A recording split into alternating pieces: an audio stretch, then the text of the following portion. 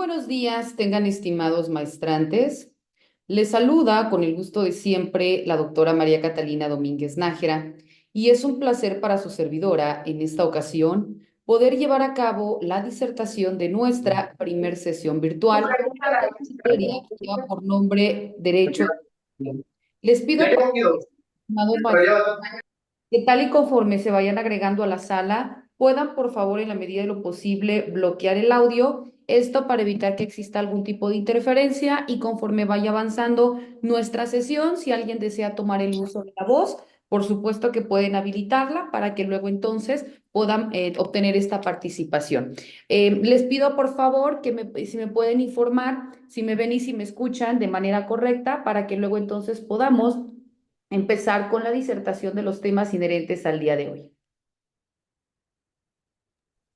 ¿Me indican, por favor? Sí, claro, alto y claro. Buenos días, Bien, maestra.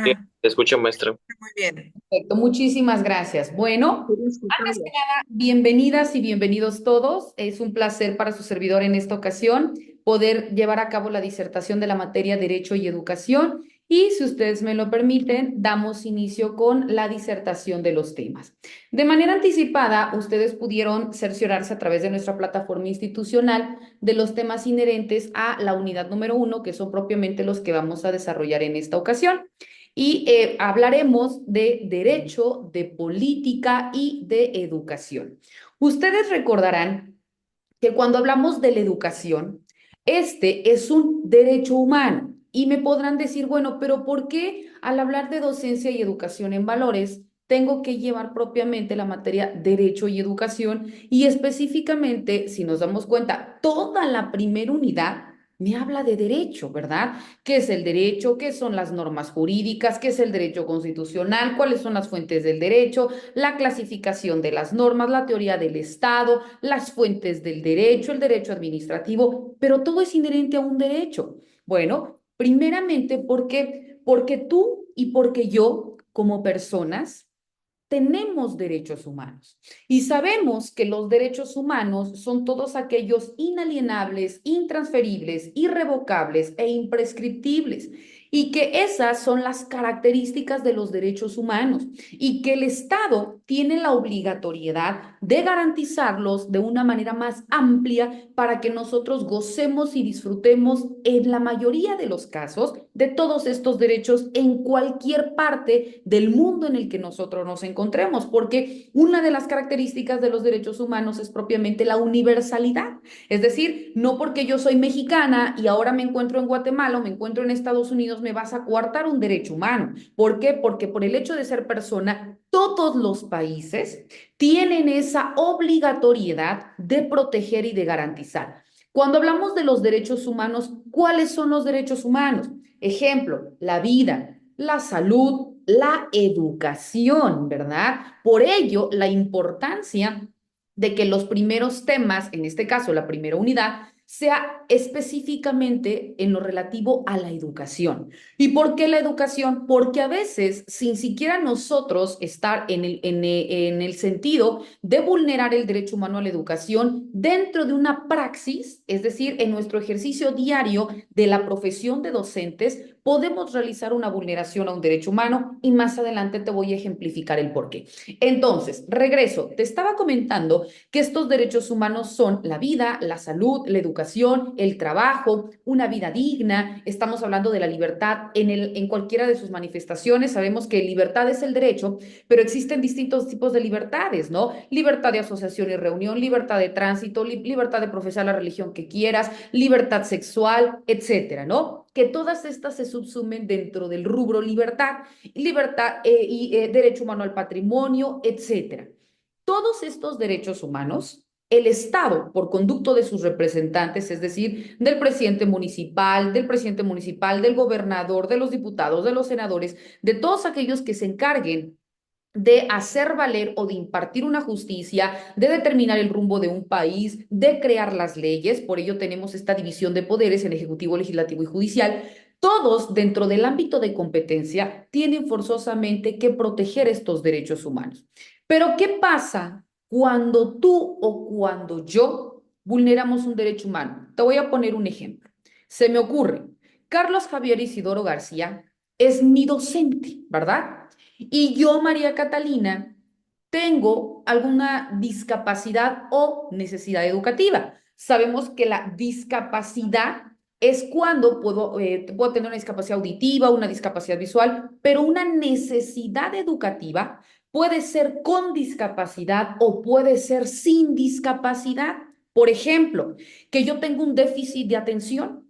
Eso no es una discapacidad, pero eso es una necesidad educativa porque estoy demandando algo adicional que tú como docente tienes que atender. Pero quizás yo, María Catalina, al momento de que llego a clases con Carlos, él no se percata porque no es visible este estado de necesidad. Y él, porque yo tengo esta discapacidad auditiva, y él empieza a desarrollar la clase, ¿no? Y todo es a través de la palabra hablada. No tiene ninguna palabra escrita, no realiza ninguna actividad en el pizarrón, no tiene ningún video, no hay absolutamente nada en que yo pueda desarrollarme o que yo pueda entender. Y él no se cerciora de que tengo esta discapacidad. Entonces, ¿qué pasa? Él continúa dando su clase, está cumpliendo en tiempo y forma con el horario que le es encomendado para impartirla, se me ocurre de 9 a 2 de la tarde, está desarrollando los temas que su plan de estudio señala y él en teoría está dando cumplimiento con su trabajo, está haciendo efectivo su derecho humano al trabajo. Pero él da por sentado que todos nosotros estamos entendiendo.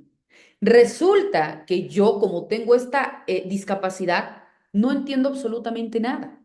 O quizás parte de lo que él está diciendo porque mi discapacidad no es total. Tengo un porcentaje que sí me permite escuchar, pero parte, ¿verdad?, de lo que él está indicando.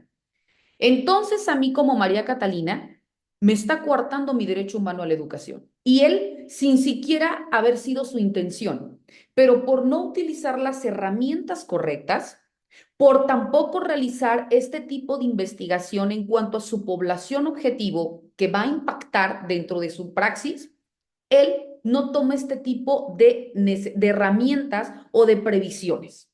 ¿Y qué es lo que pasa? Puede ser que por conducto de mi tutor o de mi padre de familia, yo pueda iniciar un procedimiento en contra de quién, de Carlos. ¿Por qué? Porque como docente estás obligado, primero, a que identifiques de manera genérica qué cosa, toda tu población, es decir, todos tus alumnos, para que de manera inmediata los temas que te corresponden al hablar de una educación especial, no o de una docencia o de una cuestión valoral, ¿verdad? Porque no nada más es desarrollar unos temas, sino también ser empáticos, tocar estas cuestiones asertivas, etcétera, que van implícitas dentro de una educación como tal y ya no es la educación tradicional, sino a través de esta cuestión integral. Pero aquí, ¿qué está pasando? Aquí está dejando una vulneración a mi derecho humano a la educación, porque yo tengo el derecho humano ¿a qué? A que mi educación sea en igualdad de circunstancias que el resto de los alumnos.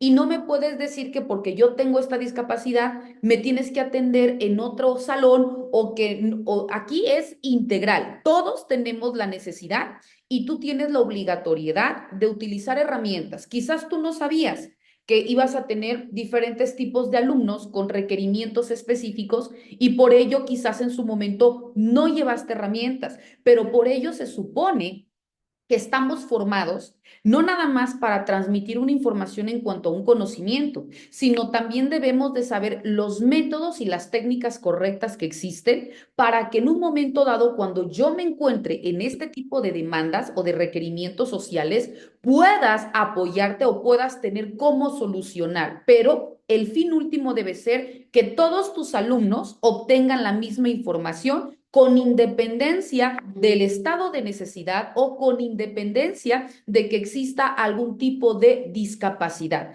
porque eso es tu obligación como docente. Y repito, aquí el padre de familia o el tutor puede iniciar un procedimiento en tu contra y que puede ir desde una cuestión netamente administrativa, como una llamada de atención, como levantarte un acta administrativa, o incluso, dependiendo de la gravedad en cuanto al resultado o al impacto que haya tenido en el alumno, entonces, obviamente, en otro tipo de casos, aquí nada más es un ejemplo de tantos que existen, puede incluso también proceder la inhabilitación, puede incluso también iniciarte una carpeta de investigación si es que se comete un delito e incluso llegar en última instancia a una prisión. ¿Y por qué te estoy diciendo todo esto? Porque a veces nosotros como docentes pensamos que únicamente con llegar, con cumplir con un horario, con desarrollar los temas que me corresponden en un plan de estudios, con eso yo estoy dando cabal cumplimiento a mi obligatoriedad como docente y no es así. ¿Cuántos de nosotros ni siquiera sabemos que existe una ley general de educación? ¿Cuántos de nosotros únicamente nos regimos porque existe una constitución política y que ahí se encuentran consagrados los derechos humanos y que existe, si bien es cierto, el derecho a la educación, el derecho al trabajo, como existen otros tantos, pero no sabemos que existe una ley general de educación que va para todos y que también existen leyes específicas por cada grado académico? Ejemplo, educación primaria, secundaria, etcétera. Y que también existen leyes específicas para zonas urbanas y para zonas rurales, ¿no? Y me puedes decir, perdón, pues yo no soy abogado, ¿no? Yo no estoy obligado a conocerlas. Y ahí empezamos con una disyuntiva. ¿Por qué? Porque en materia legal, su servidora es doctora en Derecho, pero también tengo maestrías y doctorados específicamente en educación.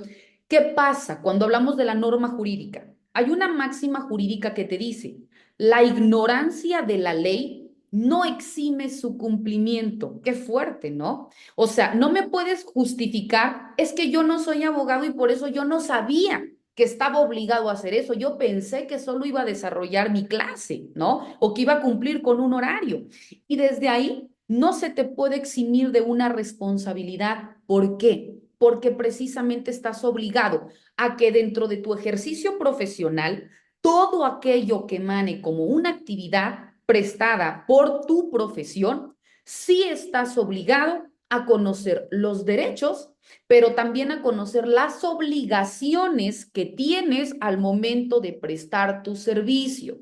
Entonces, aquí, si bien es cierto, no estás obligado a conocer todas las leyes, ejemplo, el Código Civil, el Código Penal, por supuesto que no, pero sí estás obligado de manera genérica a tener siquiera un conocimiento de qué, de las leyes que van en relación a la prestación de tu servicio. En este caso, a conocer la Constitución Política de los Estados Unidos Mexicanos, a conocer que en cada entidad federativa emanado de la característica de autonomía está creada una constitución política para cada entidad federativa. Ejemplo, constitución política para el Estado Libre y Soberano de Tabasco, constitución política para el Estado Libre y Soberano de Chiapas, en donde su servidora vive. Entonces, estas constituciones, tú sí estás obligado a conocerlas, porque son aquellas que de manera inmediata van a generar derechos y obligaciones en tu calidad de persona y también hacia terceros, y en este caso, hacia tus educandos, ¿verdad? También estás obligado a conocer que existe una ley general de educación, que es el documento base que te rige a ti como docente o como prestador de servicios en favor ¿de quién? De tus educandos. Y dependiendo el nivel académico en donde tú te desarrolles, pues obviamente será la ley específica en la materia, ¿no? Entonces, ahí tú sabrás a qué estás obligado, pero también qué derechos tienes. Ejemplo, si tú como docente, en efecto, sí te cercioraste que María Catalina tenía esta dificultad auditiva y si proyectaste o si realizaste o aplicaste determinados métodos, entonces, aunque mi padre de familia inicie un procedimiento en tu contra, tú tendrás medios probatorios, quizás una videograbación, quizás, no lo sé, algo que a ti dentro de la sesión virtual o de la sesión presencial, dependiendo cuál sea el caso, otorgaste. Y estas son evidencias, ¿para qué? Porque así como tienes derechos, tienes obligaciones. Pueden haber tantas y cuantas denuncias o demandas, dependiendo el tipo de acto que se vaya a incorporar en tu contra,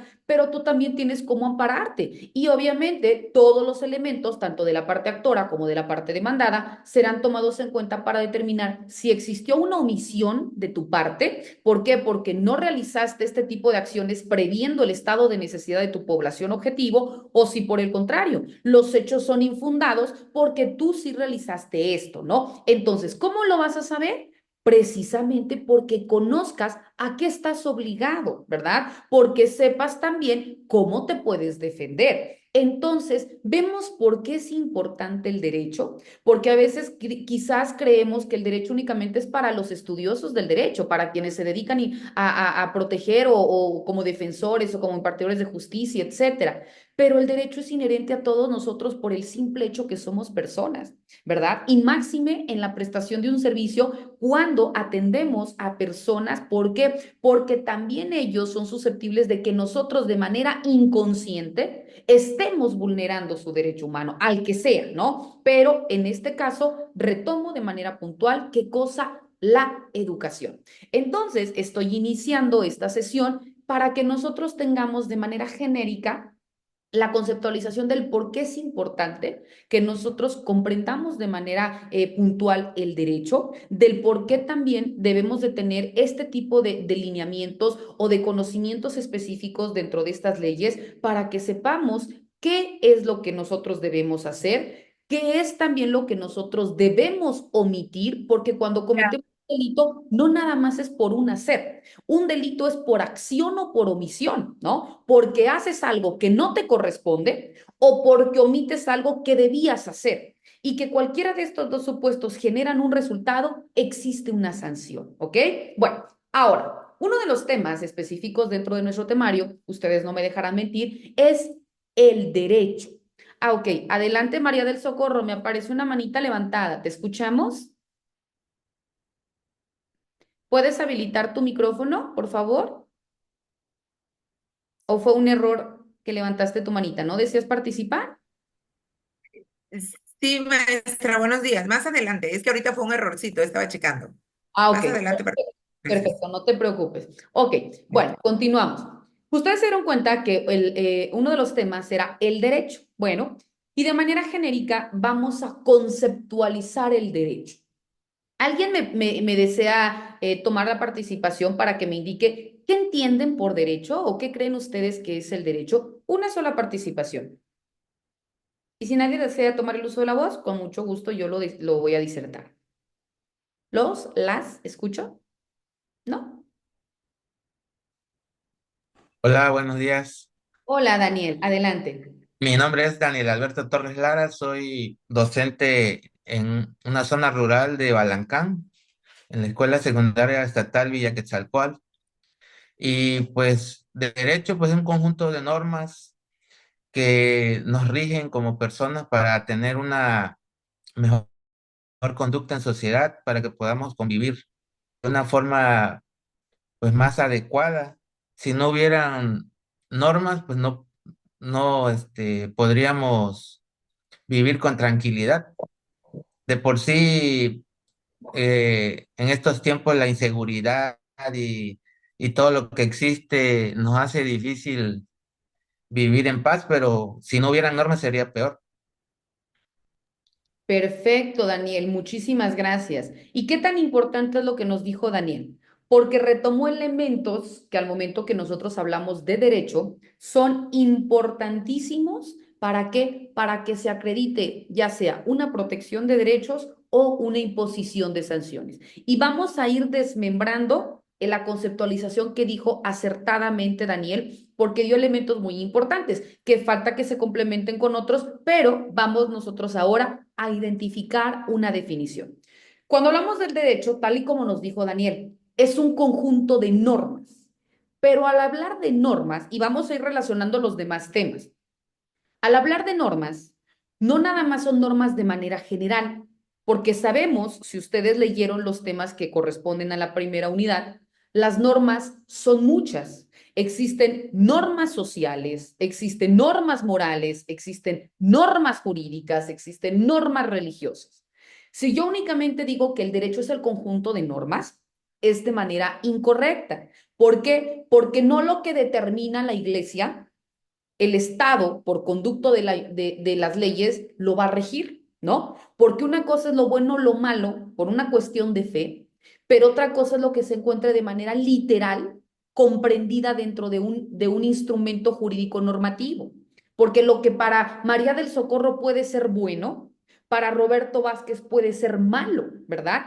porque aquí es una tela, una línea muy sensible entre lo que es blanco y lo que es negro, ¿no? Entonces, únicamente podemos homogeneizar una forma de regulación cuando aparece en una ley, porque aquí ya no quedará a consideración de quién, de Evelyn o a consideración de Benjamín, si quieren o no. Si su conducta encuadra en lo que dice la norma, lo tienen que hacer. ¿Por qué? Porque aquí lo está mandando, ¿verdad? No nos dice, a ver, María Catalina cometió el delito de robo, ¿será que le impongo una pena? No, le voy a imponer esta sanción. ¿Será que María Catalina, si quiere, va a dar una clase? No, porque es una obligatoriedad emanada de la prestación de su servicio. Lo tienes que hacer, porque si no hay esta consecuencia, ¿verdad? O sea, no queda a una cuestión personalísima. La norma es coercitiva, otra de sus características, o sea, es por la fuerza, ¿verdad? Entonces, ¿por qué se dice, retomo el concepto, que es el conjunto de normas jurídicas? Porque las normas no nada más es una, la norma jurídica no es una. Me habla de conjunción porque se encuentra en diferentes ámbitos de aplicación. Existen leyes que son de manera inmediata como reglamentos, ¿verdad? Y no me dejarán mentir. Reglamentos encontramos en todos lados. Incluso cada uno de nosotros puede tener su reglamento interno en el salón de clases, tanto para ustedes como para sus alumnos. Hay un reglamento en la institución en donde prestan un servicio, pero también hay protocolos de actuación en materia educativa, que son los que se aplican en tu municipio. Hay leyes que son a nivel estado, hay leyes que son a nivel federal y hay tratados internacionales que son a nivel internacional en materia de educación y que todos estos vamos viendo que desde las diferentes esferas de competencia estamos obligados a cumplir, pero también tenemos el derecho de hacerlos nuestros cuando exista alguna vulneración o cuando exista alguna denuncia o cuando exista alguna vulneración a mi derecho también como trabajador dentro de la prestación de mi servicio, porque estas normas son las que me van a proteger. Recordemos que la norma jurídica tiene otra de sus características que es bilateral, que al mismo tiempo que me confiere derechos, al mismo tiempo me impone obligaciones. Entonces, me habla de un conjunto de normas jurídicas porque no nada más te voy a regir en base a las leyes que están en tu municipio o en tu estado o en tu país. ¿Por qué? Porque también existen leyes internacionales. Recordemos, quizás a ustedes les pasó, o al menos voy a poner mi ejemplo, cuando yo estudiaba en la primaria, ¿qué me decían? A mí me enseñaron de esa forma, la pirámide de Kelsen. En la cúspide, la constitución política y por debajo todas las demás leyes, ¿no? Por ello es ley suprema. Pero a partir del 2011 existió una reforma constitucional que esto ya no es así. A la par de la Constitución se encuentran los tratados internacionales, ya no están por debajo de la Constitución, ya están a la par de la Constitución, tomando en cuenta el principio pro persona. ¿Qué significa esto? Que es lo que sea más favorable en tu calidad de individuo, porque en muchos casos, en cualquier rama, por ejemplo, hablando de un derecho humano, ya sea a la salud, a la educación, etcétera, habían leyes en nuestro país que existen, pero que protegían el derecho de una manera muy limitada. Tenían lo que se le conoce legalmente como lagunas jurídicas, o sea, vacíos jurídicos, ¿no? Pero habían leyes internacionales que sí lo contemplaban de una manera más amplia, ya sea para proteger o ya sea para sancionar. Entonces, aquí qué dicen, no puedo dejarte en estado de indefensión a ti individuo porque tu país no lo conoce o no lo regula o lo regula de una manera muy limitada, porque entonces yo te estoy limitando a ti en el uso, en el goce y en el disfrute de tu derecho humano, el que se te esté vulnerando. Por ello, como México forma parte de la comunidad internacional, forzosamente se rige por tratados internacionales, ¿no? Entonces, ¿por qué creen ustedes que cambia la nominación de antes eran las garantías individuales? Y que a partir de la reforma del 2011 ya literalmente se llaman los derechos humanos y sus garantías, porque a nivel internacional se indicó, si tú no me nombras derechos humanos, y hay un conflicto, una vulneración a un derecho humano de una persona, yo no voy a saber qué está pasando, porque si tú me hablas de garantías, no tenemos el mismo lenguaje. Yo no voy a identificar a qué me haces referencia. Entonces, en todos los países del mundo, al hablar de los derechos humanos, estamos hablando de lo mismo. Por ello me indica, tú le puedes poner el calificativo que quieras de manera adicional, pero forzosamente tiene que llevar la palabra derechos humanos. En nuestro país, por ello, se denominan derechos humanos y sus garantías, para que exista este mismo lenguaje internacional. Y dentro de este lenguaje internacional, ¿qué nos está indicando? Que todos aquellos derechos o todos aquellas posibles violaciones o aquellas posibles exigencias a estos derechos, tú puedes hacer valer la ley que más te sea favorable, llámese a nivel municipal, a nivel estatal, a nivel nacional o incluso a nivel internacional.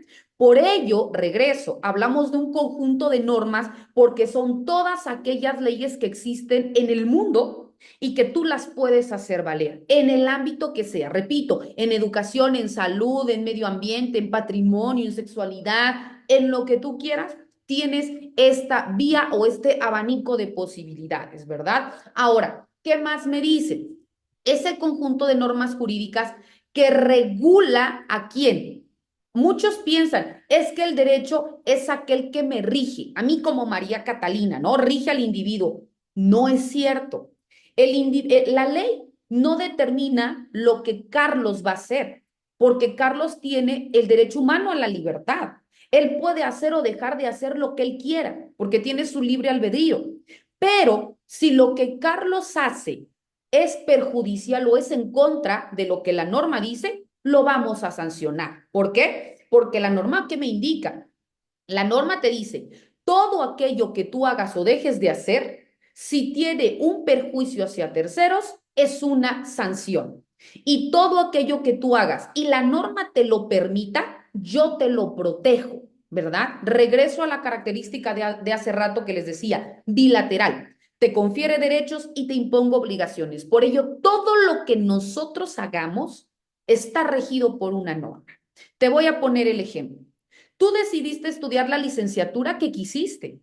O bueno, quizás influyeron tus papás, tus amigos, no lo sé, pero la decisión fue tuya. El Estado no te dijo, se me ocurre, Lucero, vas a estudiar esta licenciatura. No, tú la estudiaste porque quisiste. Ah, ok. Entonces, aquí estás ejerciendo un derecho humano, una libertad, ¿verdad? Si tú formas una asociación, pues tú decides de manera libre con quiénes te vas a unir para crear o constituir esa sociedad o esa asociación. Es tu derecho humano a la libertad. ¿Qué nos dice la ley? Tú no debes de hacer esto porque es contrario a derecho, por ello existe un código penal. Quizás no seas abogado, pero sí sabes que si privas de la vida a alguien, pues es un delito, ¿no? Y eso desde el nacimiento se nos indica lo que es bueno y lo que es malo.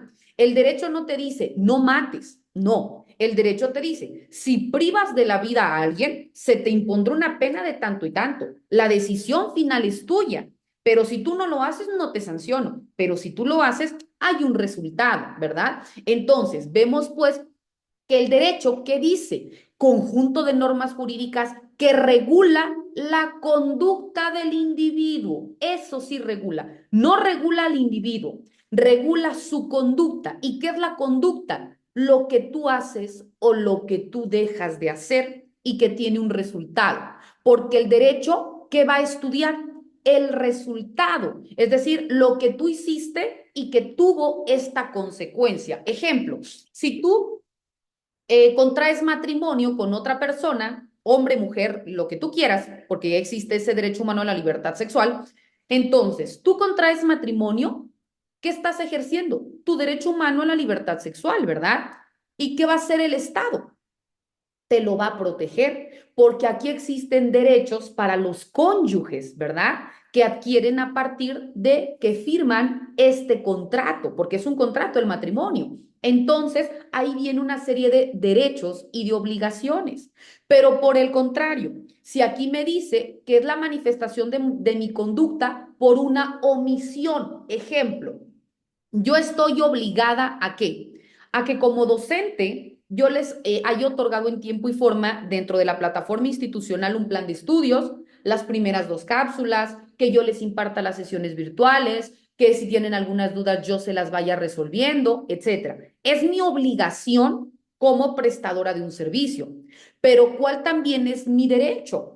Que al momento de que ustedes saben que el 30 de noviembre fenece el término que culmina nuestra materia, me hayan entregado sus actividades y yo poder evaluarlos y asignarle una calificación.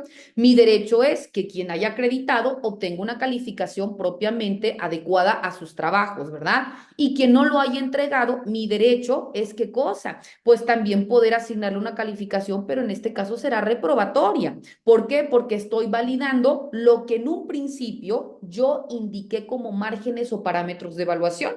Y también dentro de los términos, porque si alguien me dice, maestra o doctora, ¿será que me lo puede usted recibir mañana o pasado? Tengo que ser justa, porque así como todos tuvieron un margen de tiempo, si yo te lo recibo, entraría en condiciones de justicia con los demás, que también pudieron hacer o dejar de hacer y que sin embargo cumplieron en tiempo y forma, no, ¿verdad? Entonces, por ello hay una fecha de inicio y una fecha de culminación y que nosotros tenemos que administrar tiempos para cumplir en tiempo y forma, porque con posterioridad es imposible recibirlo, una, porque plataforma se cierra y dos, porque tenemos que actuar en un parámetro de igualdad entre todos, ¿verdad? Entonces, eso es lo que en otras palabras me dice el derecho. Voy a regular la conducta. Lo que tú hagas o lo que tú dejes de hacer y que tenga un resultado es lo que el derecho le importa. ¿Qué más me dice la definición de derecho? Bueno, regreso, conjunto de normas jurídicas que regula la conducta del individuo y lo que me dijo hace rato Daniel. ¿Cuál es el fin último del derecho? Que exista una paz social, es decir, que vivan plenamente en sociedad. ¿Por qué se crean las normas jurídicas? Porque existe una desestabilidad social, ¿no? Porque existen determinadas circunstancias que en su momento las leyes no lo regulan y por eso se tienen que crear para que al momento que se apliquen diriman esta controversia. ¿Por qué? Porque obviamente no hay normas en ese sentido, porque si las hubieran, se aplican y se soluciona la controversia. Ahora, ¿por qué nosotros escuchamos? Es que se reforman. Existen muchos términos legales que son reformar, derogar, abrogar, ¿verdad? Crear es sencillo, no existe y creamos una ley. Pero cuando hablamos de reformar, significa que una ley existe o que un artículo existe, pero que parte del artículo se aplica y parte y es obsoleto. Cuando se creó, bueno, pues en su momento, hace años, estas circunstancias sociales eran las que imperaban y por eso esto era lo que en su momento se aplicaba y dirimía el conflicto. Pero hoy en día no pasa eso. Entonces, se reforma se quita lo que no me sirve, queda lo que sí se aplica y agrego esto para que ahora sí, ya complementado, se aplique y resuelva la litis. Eso es reformar. Cuando hablamos de derogar, ¿qué significa derogar?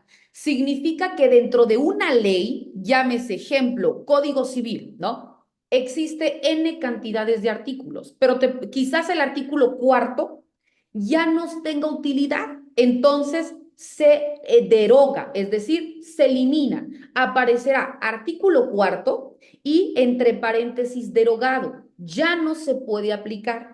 Si yo estoy llevando tu asunto y quiero fundarlo en el artículo cuarto, ¿qué me va a decir el juez? Ya no es procedente tu fundamentación porque eso ya no tiene aplicabilidad. Entonces, no puedes fundar en una ley que ya no existe. En todo el código va a continuar existiendo. Lo único que no va a tener aplicación es lo que dice el artículo cuarto, porque ya está derogado, ya no tiene validez. Pero cuando yo hablo de una abrogación, significa que todo la ley no va a tener aplicación, que ya no va a existir. Eso es abrogar, que la totalidad de la ley queda sin efecto. ¿Por qué les digo esto? Porque todo esto es precisamente para que pueda existir una paz social, un equilibrio social, estar creando las normas conforme las necesidades sociales. Si la colectividad está demandando esto, yo tengo que crear una norma. Te voy a poner un ejemplo. ¿Por qué existe la necesidad de regular en materia de delitos cibernéticos? ¿Por qué hace 20, 30 años no? Porque simplemente no existía computadoras. Entonces, ¿cómo iban a existir los delitos cibernéticos si no había una computadora, no había un internet? ¿Cómo existe la necesidad de la protección de datos personales? Ah, porque existen las compras en línea, porque tienes que otorgar tus claves de cuentas, tu dirección, tus datos personalísimos y alguien puede hacer un uso indebido de esto. Entonces, así como el ser humano evoluciona en sus necesidades, así tiene que ir evolucionando la protección de derechos para que no vayas a quedar de manera indefensa. Por ello, repito, la definición del derecho es para que la norma jurídica proteja de manera amplia las necesidades y exista una paz social. ¿Qué más me dice dentro de la definición del derecho? Cuyo incumplimiento conlleva a una sanción. Es decir, todas las normas jurídicas existen, tú sabes si las cumples o no, si no las cumples, entonces no va a quedar a libre albedrío. Tú no cumples con esto, va una sanción, que es desde lo más simple, que es una sanción administrativa, es decir, un pago de una fianza, es decir, un trabajo en favor de una comunidad, hasta una prisión, que en nuestro país no existe la pena de muerte. Es la máxima sanción que se te puede imponer, es que compurgues una pena en un centro penitenciario, ¿verdad? Esto proporcional a la falta que cometes. Esto quiere decir, tú como individuo en México puedes realizar lo que tú desees y todo esto va a tener una consecuencia. La consecuencia es lo que la norma jurídica va a regular para que te proteja o para que te sancione. Y no podemos medir igual todo. Lo que tú hagas va a ser proporcional a la falta o a la sanción que se te imponga, ¿ok? Bueno, entonces, aquí vemos desarrollado nuestro primer tema, que es hablar de la definición del derecho, pero también de ir correlacionándolo con los demás temas, por ejemplo, cuando hablábamos de la norma jurídica. Otro de los temas importantes que también se señala ahora, ya de manera mucho más detallada, son las normas. Les decía, cuando hablamos de las normas, son estos criterios que se establecen para poder regular o para poder establecer lo que es correcto, lo que es permitido dentro de una colectividad. Cuando hablamos de las normas, sabemos que son estas reglas específicas que todos tenemos que cumplir para que exista un acuerdo o un equilibrio social. Dentro de las diferentes clases de normas, bueno, podemos encontrar, como te decía, las normas jurídicas. Estas normas jurídicas son las reglas de conducta bilaterales. ¿Por qué bilaterales? Porque son entre yo Estado y entre ti individuo, que se van a establecer para que yo te pueda regular, te pueda proteger o para que yo te pueda sancionar, pero que no quede a consideración mía como Estado, sino que emana de una ley. Recordemos que existe esta división de poderes y al poder ejecutivo le corresponde administrar el correcto rumbo del país, ¿no? También al momento de validar un tratado internacional con aprobación del Senado. Cuando hablamos del poder legislativo es el que le corresponde crear las normas y el poder judicial es el que va a aplicar las normas para resolver un conflicto. Una vez que ya está delimitado el campo de atención de cada uno de estos, vemos pues que dentro de las normas jurídicas son aquellas que se crean, que se aplican y que tienen como objetivo principal dirimir un conflicto. Pero también existen las normas morales, que son todas aquellas formas que se consideran como correctas dentro de una sociedad y que en caso de que tú no cumplas vas a tener un estigma social. Por ejemplo, ¿no?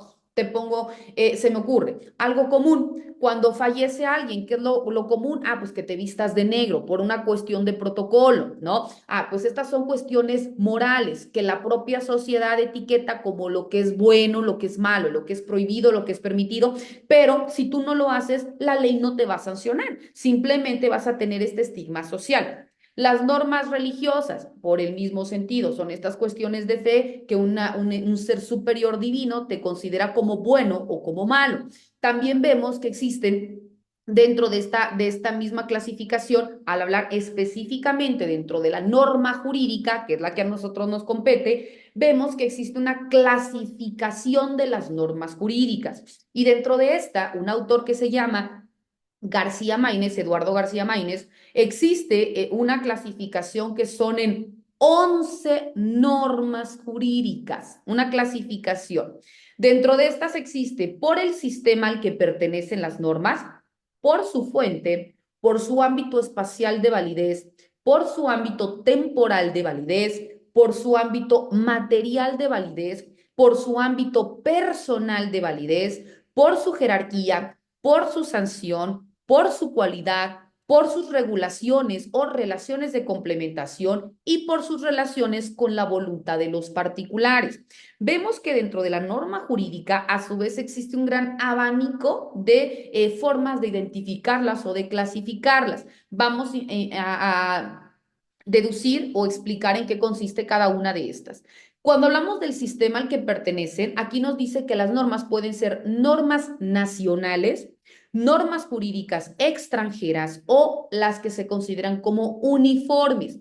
Cuando hablamos de las nacionales son las que se aplican dentro de nuestro territorio nacional, aunque bueno, sabemos que como todo hay casos de excepción que también se pueden aplicar en el extranjero cuando hablamos de un derecho internacional, ¿verdad? Y que se te tiene que aplicar lo que sea más favorable en tu condición de persona, retomando tus leyes de origen. Cuando hablamos de las leyes extranjeras, son aquellas que rigen en principio para un territorio no nacional. Entonces, aquí estas leyes internacionales o leyes extranjeras son las que, como por ejemplo los tratados internacionales, aunque no se hayan creado dentro de nuestro territorio mexicano y que son de manera explícita en todo el mundo, pues nosotros podemos invocarlo y podemos aplicarlo tomando en cuenta el principio pro persona. Y cuando hablamos, las que son de derecho uniforme, son normas comunes a sistemas jurídicos de distintos países. Entonces, estas son uniformes porque las vamos a celebrar, pero de manera específica entre estados soberanos. Ejemplo, hablábamos de los tratados internacionales que son aplicados a todos los que forman parte de la comunidad internacional. Pero te pongo un ejemplo, si hablamos del TLC o el Telecam que se le conocía anteriormente, que es entre México, Estados Unidos y Canadá. Entonces, este tratado únicamente va a servir o va a aplicarse en estos tres países. Por ello son uniformes, porque únicamente va a tener esta aplicabilidad. Eso, te puse un ejemplo en materia comercial, lo mismo puede ser en materia de salud, lo mismo puede ser en materia de educación, ¿verdad? Pero aquí entran dentro de la característica de uniformidad. Otra de las clasificaciones es por su fuente formal. Dentro de la fuente formal, las normas pueden tener un origen emanado de un acto del poder legislativo, ¿no? Que es como les decía, los que están facultados para poder crear las leyes, pero también pueden tener su fuente en la jurisprudencia, que es las leyes que crean los magistrados, que es la unión de cinco tesis o sentencias ejecutoriadas en un mismo sentido por algún en contrario. En otras palabras, es lo que realizan los ministros cuando hay algún vacío dentro de la ley y tienen que resolver un conflicto. Entonces, lo que acuerden cinco ministros en el mismo sentido se eleva a una jurisprudencia y es aquella decisión que se va a aplicar para resolver un conflicto. Esto se le denomina como jurisprudencia, pero también pueden tener su origen en la facultad reglamentaria del Poder Ejecutivo o también puede ser emanada de una propia costumbre, ¿verdad? Que se le considera como los usos y costumbres y que también son reconocidos tanto a nivel nacional como a nivel internacional como una fuente del derecho.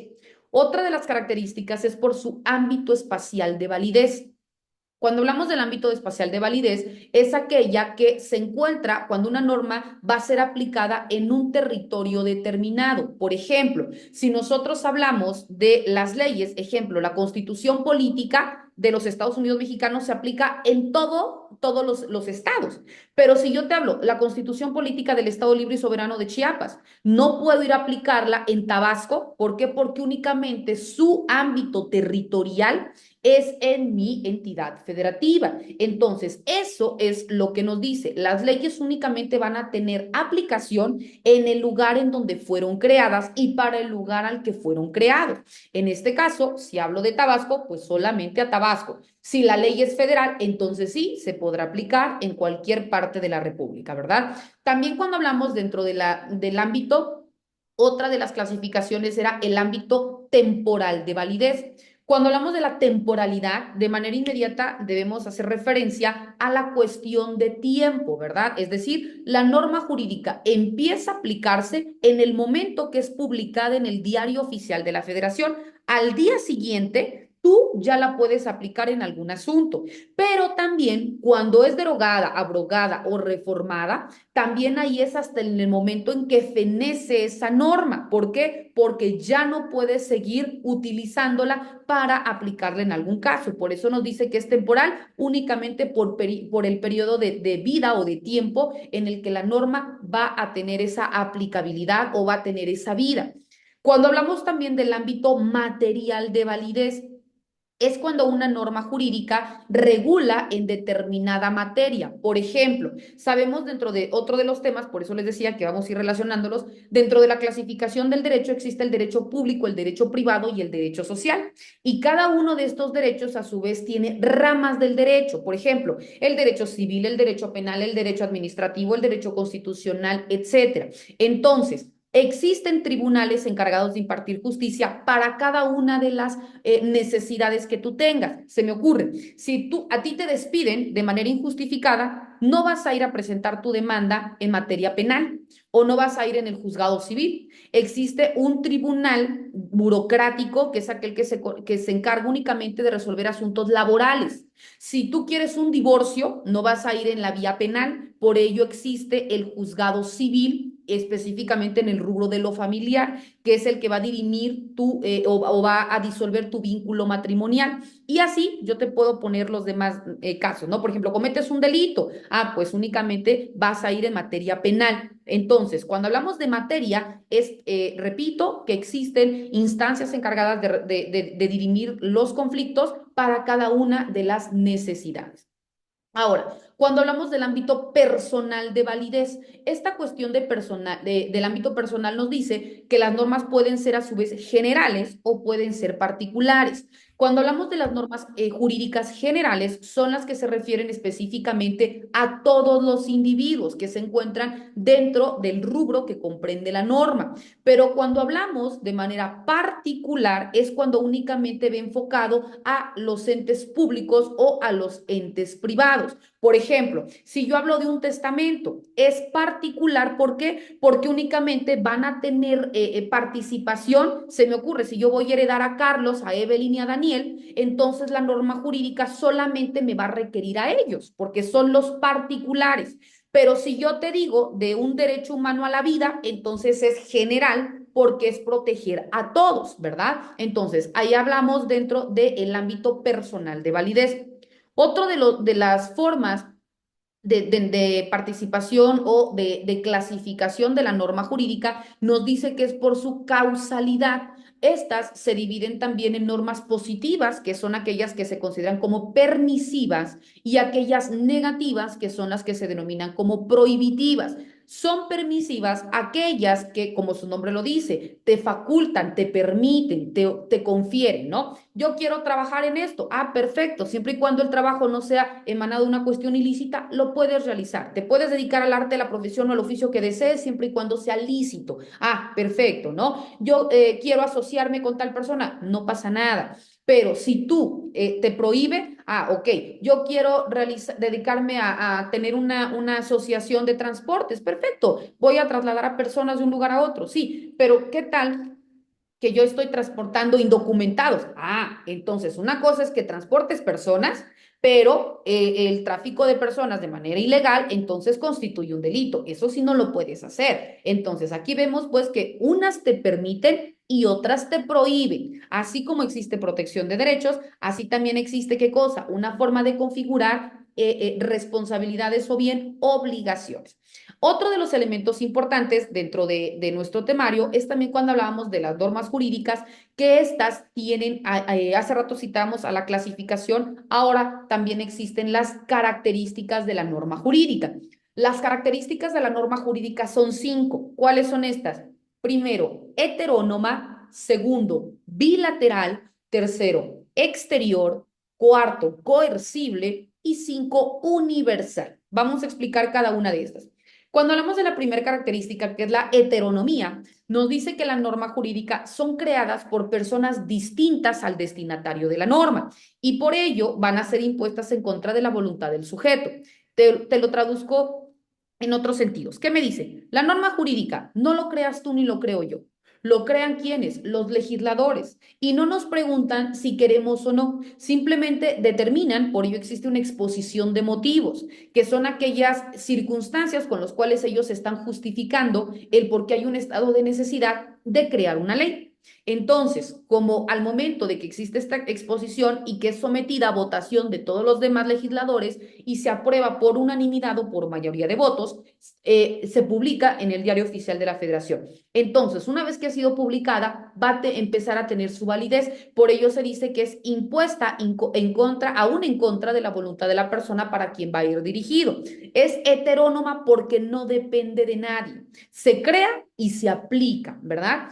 Otra de sus características es la bilateralidad. Hay un autor que se llama León Petraszewski. León Petraszewski nos dice que la bilateralidad significa que la norma jurídica es imperativo atributiva. ¿Qué significa? Al mismo tiempo que te confiero derechos, al mismo tiempo te impongo obligaciones. Lo traducimos ahorita. Ustedes tienen el derecho de que su docente les otorgue una clase, que les resuelva sus dudas, que lo desarrollemos en los tiempos que se manejaron dentro del plan de estudios. Eso es su derecho. Pero su obligación es ¿qué cosa? Cumplir en tiempo y forma con las... Hola, ¿me escuchan? Hola, hola. Sí, Ah, perfecto. Es que me marcaba Hola, congelada. ahorita ya, sí, ya, ahorita sí Está otra es que se vez. trabó. perfecto. Bueno, creo que tuvimos un detallito ahí. Entonces les decía, ya vieron que ustedes dentro de su derecho es propiamente que les imparta las clases, que les resuelva sus dudas, que desarrollemos los temas, etcétera. Y sus obligaciones es cumplir en tiempo y forma con qué? Ah, van a cumplir en tiempo y forma con el otorgamiento de sus actividades, con sus comentarios en foro, etcétera, ¿no? Vemos que así se manifiesta su derecho humano a la educación. Al mismo tiempo que te confiero derechos, al mismo tiempo te voy a imponer una obligación. Siguiente característica nos dice que es la exterioridad. Cuando hablamos de la exterioridad nos indica que la norma jurídica únicamente va a tomar en cuenta la adecuación de la conducta externa, es decir, el resultado, ¿verdad? ¿Por qué? Porque si tú lo piensas pero no lo materializas, entonces ¿cómo te voy a sancionar? Adelante, Daniela, veo tu manita levantada. Maestra, buenos días. Yo Hola, tengo una. ¿sí? Lo que pasa es que ya realicé mis dos actividades, pero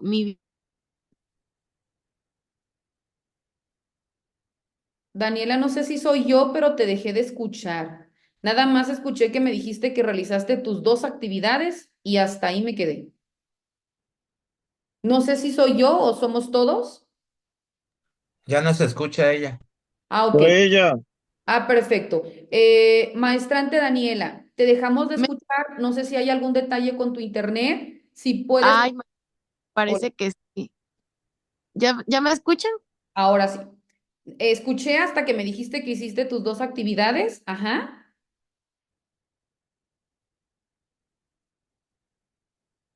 No te escuchamos. ¿Ahí me escuchan? Ahí te escuchamos. Adelante. Ah, bueno, maestra, le comentaba que, bueno, yo ya realicé las dos. Te dejamos de escuchar otra vez. Ya no te escuchamos, Daniela. Mm, mm. No te escuchamos. Bueno, ¿cómo ves, Daniela? Porque creo que hay un detalle ahí con tu internet.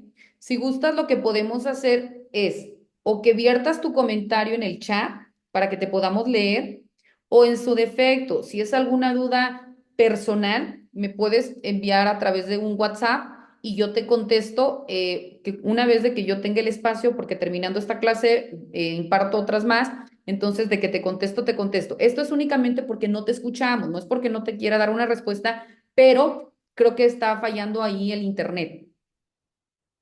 ¿Sale? Bueno, no te escucho. Ok, bueno, sí, seguimos. La siguiente característica nos dice que es la coercibilidad. Cuando hablamos de la coercibilidad, nos dice que el Estado tiene incluso la posibilidad de aplicar por medio de la fuerza pública cuando alguna persona no quiera cumplir con lo que de manera literal se señala dentro de la ley. Entonces, puede incluso utilizar la fuerza pública, es decir, si la prisión es preventiva y se me ocurre, Daniel no quiere acudir de manera voluntaria a declarar o a esto, bueno, pues entonces yo puedo utilizar una orden de aprehensión para que acuda el personal o la policía y te lleve por la fuerza, ¿verdad? Entonces, eso es la coercibilidad. Y la última es la que se conoce como la generalidad o universalidad. Significa que la norma jurídica va dirigida para todos, siempre y cuando tu conducta encuadre dentro de lo que dice la norma, se te va a aplicar, ya sea para protegerte o ya sea para sancionarte. Nos indica Daniela que sí, su internet falle. Entonces, si me deseas enviar a través de mi personal la duda que tenías, con mucho gusto te respondemos. Bueno, estimados maestrantes, antes de que vaya a culminar nuestra sesión, porque me indica que en cualquier momento se termina y no quiero que vaya a quedar inconcluso algún tema, me gustaría escucharlos. Si alguien desea tomar el uso de la voz, vertir algún tipo de comentario, con muchísimo gusto lo pueden hacer. Adelante, por favor.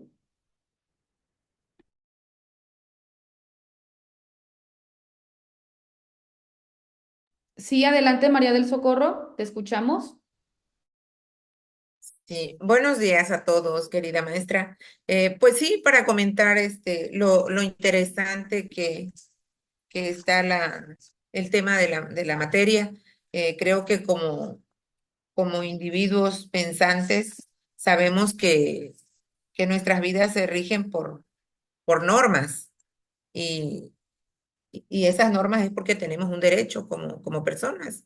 Yo creo que desde casa nosotros somos los encargados de inculcar en nuestros hijos eh, esa idea de que como parte de una sociedad son acreedores a derechos humanos y que ahorita hay muchas garantías para el comportamiento, para regular el comportamiento del individuo. Entonces, yo creo que nosotros como profesores y como padres de familia, lo que somos, tenemos esta oportunidad de poder inculcar desde casa este, ese conocimiento de los derechos en nuestros hijos, a qué tienen derecho, a qué tienen obligación. Y comentaba usted al inicio de la clase sobre una de las acciones que debemos de tener como maestros, como docentes. Ahorita se trabaja mucho la inclusión.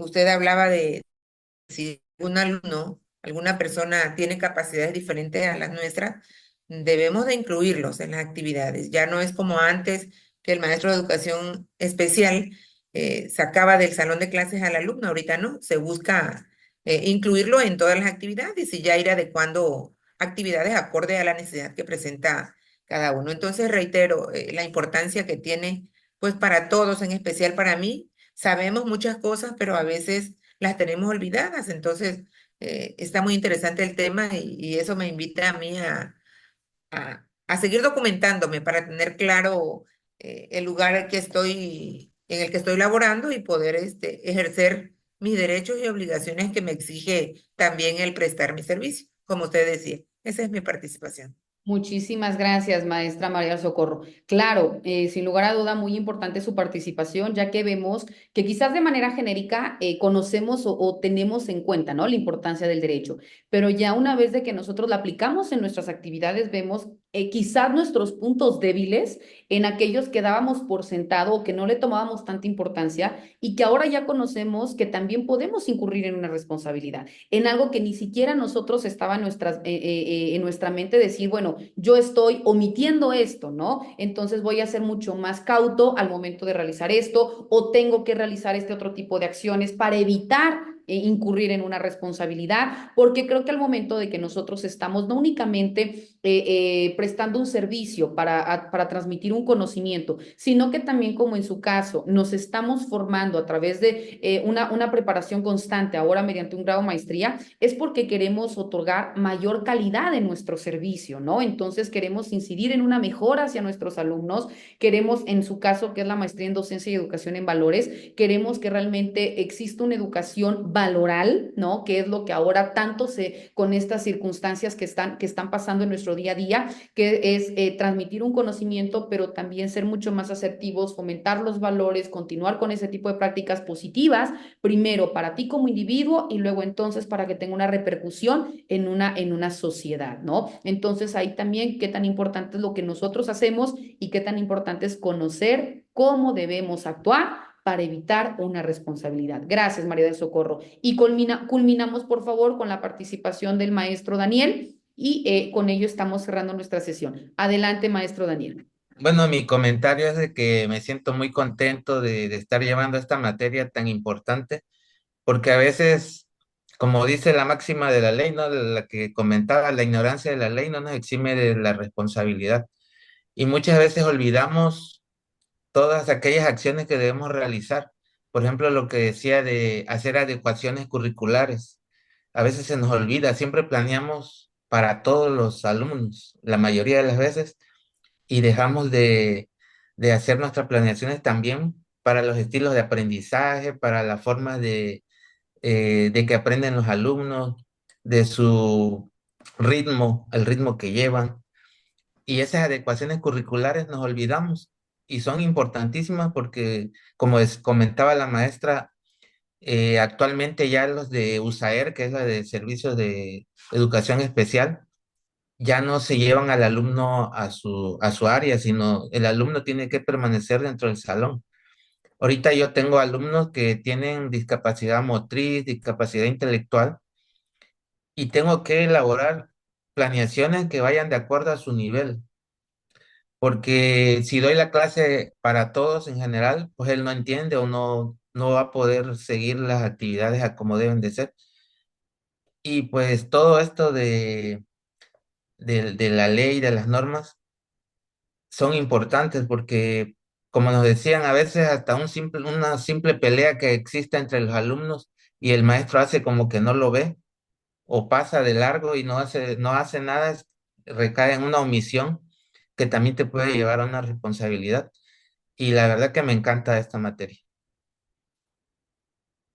Muchísimas gracias, estimado maestrante Daniel. En efecto, qué importante es que nosotros conozcamos el alcance de nuestros actos, conozcamos también cómo poder mejorar nuestro día a día, porque creo que esa es la finalidad de nosotros Buenos días. explicándonos, o explicando, o formándonos o actuando, precisamente para estar en una preparación constante, para evitar cometer algún tipo de responsabilidad y ya no tanto por todas aquellas acciones que nosotros podemos tener, sino más bien es precisamente para que la calidad en nuestro servicio sea una mejora constante. Bueno, estimados maestrantes, agradezco, voy a silenciar porque escucho muchas voces.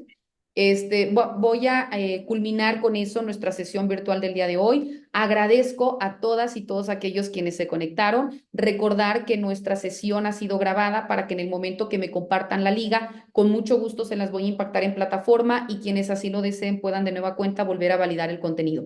Leo rapidito los comentarios. Buen día a todos. Maestra, la felicito. Su explicación realmente es motivante a que como docentes conozcamos más sobre el tema legal en las cuestiones de desarrollo de nuestro trabajo, las cuales debemos de conocer para no caer en la omisión de nuestras obligaciones, así como en nuestros derechos. Buen día, interesante el contenido de esta primera unidad. Gracias, doctor, aprendí un poco más el día de hoy. Pues esa es la finalidad. Sabemos que los temas son por demás extensos. Hablar de leyes es no nada más en una hora ni tampoco en un mes, es una infinidad, es un mundo de información, pero tratamos de hacerlo lo más práctico, lo más digerible posible para que de manera genérica ustedes tengan esa información puntual. Que tengan excelente día. Bendiciones a todas y todos. Hasta luego.